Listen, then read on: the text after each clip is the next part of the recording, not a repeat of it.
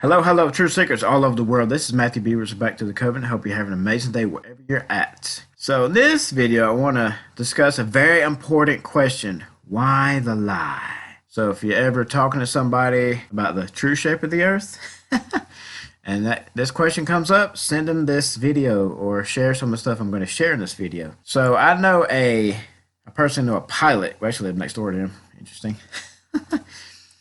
And he has, I think, 30 years experience as a pilot, 10 years in the military, and I think 20 as a commercial airline. Last place he worked was Southwest, I believe. But I had a realization one day. I was like, oh, I know a pilot. I can pick his brain. So I went over there periodically and asked questions like, in all your years of being a pilot, you remember seeing the curvature from up there? And he doesn't remember. Of course, he's doing his job, so he's not like some people looking out the window. Oh, look, there's a curve.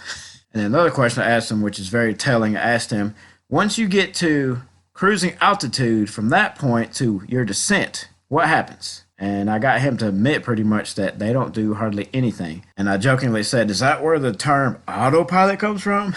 And he was like, yeah, pretty much.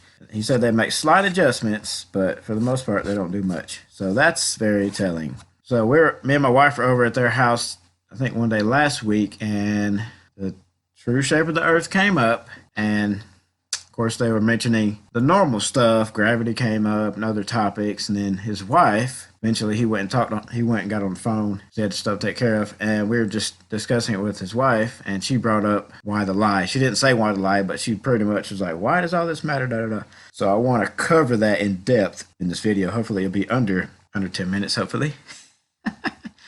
So, me personally, I've been researching the true shape of the earth for over 6 months now, and I've put in a ton of time. I've definitely put in some reps. I have a ton more to learn, but I've learned a lot. But during this time, I've had a notepad on my phone entitled Why FE Matters.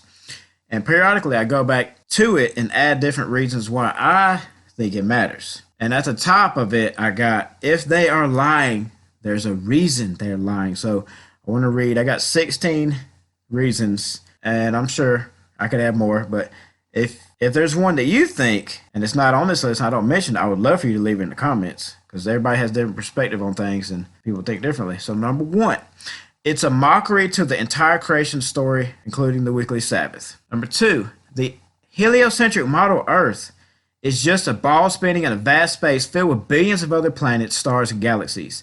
There's nothing special about Earth. It's insignificant. The crater is far, far away. Humans are not special as well. Life has no meaning or value. But in the geocentric model, Earth is the center of the universe and humans are special, and the crater is right above us, which is what you can see in the scriptures over and over and over again. Number three, 14 million people a year either leave or change their faith because of the evolutionary heliocentric model. That's a big deal. 14 million people.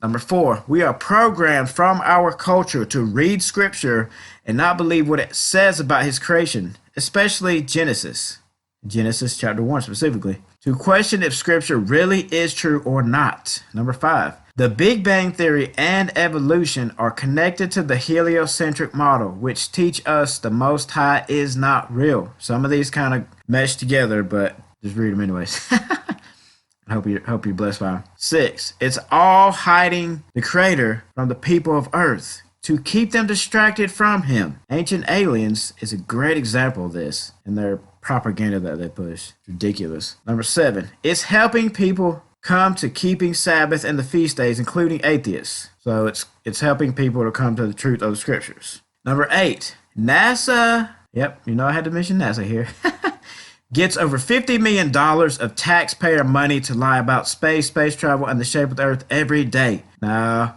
I've heard different numbers from 50 to 65 million, so I'm just going on the low number here. But you do the math on that, that's billions every year for them to lie, deceive, and give us a bunch of great CGI. Number nine, the heliocentric model was developed by Freemasons, Jesuits, and occultists, so it has satanic origins.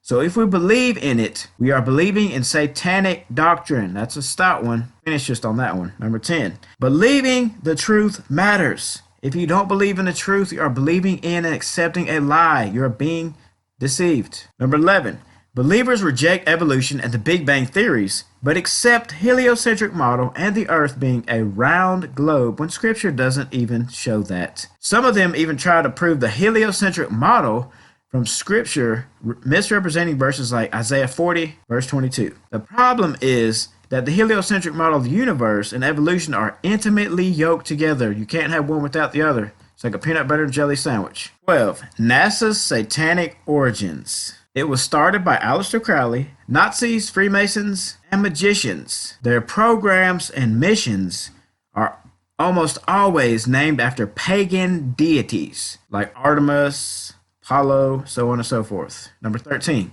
If they can get you to believe the lie about the shape of the earth and how the universe really looks, they can get you to believe all kinds of lies. The heliocentric model is programming to put your mind in a prison and control you. So, we know what's going on in the world right now. We know it's not all true.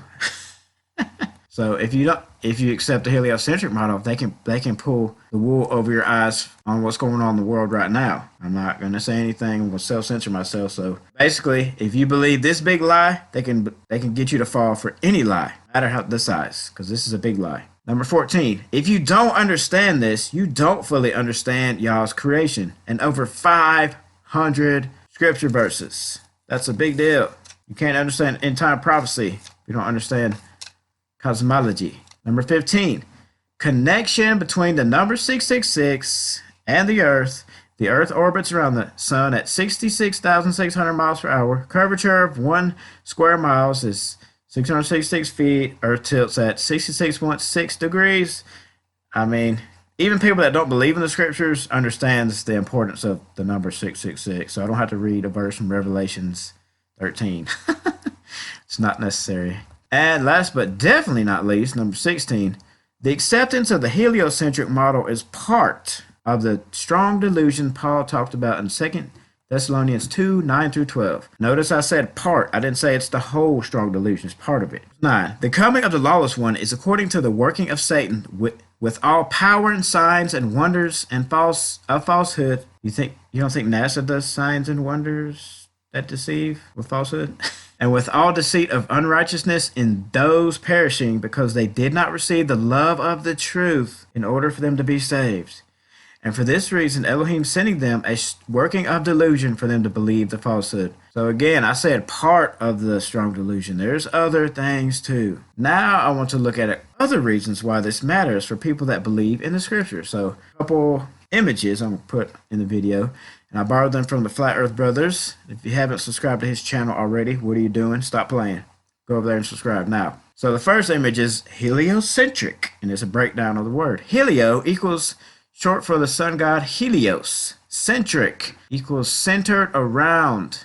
Literally a model centered around Helios. And then the solar system. Sol equals short for Sol Invictus. AR equals belonging to. Literally a system that belongs to Sol. So we're going to believe that the creation belongs to a sun deity, or that it belongs to the creator of heaven and earth. This is very problematic for anybody that claims to believe in the scriptures and accept them as truth. Here we have heliocentric and solar system, which are two different sun deities represented. And sun worship is condemned in the scriptures. You can see that easily in Ezekiel 8. There's no getting around this next statement. The people that put the heliocentric model in place are sun worshipers. So if you are ever talking to anyone and they ask, why does all this matter? Or you get to the question, why the lie? Send them this video or quote some of the stuff that I'm talking about here. So I hope this video was a blessing. If it was, do me a favor, share it. If you disagree or agree, I'd love to hear from you in the comments. And if you haven't already subscribed to the channel, please do. And keep being awesome truth seekers and just get out there and seek the truth. Question things. Thanks for watching.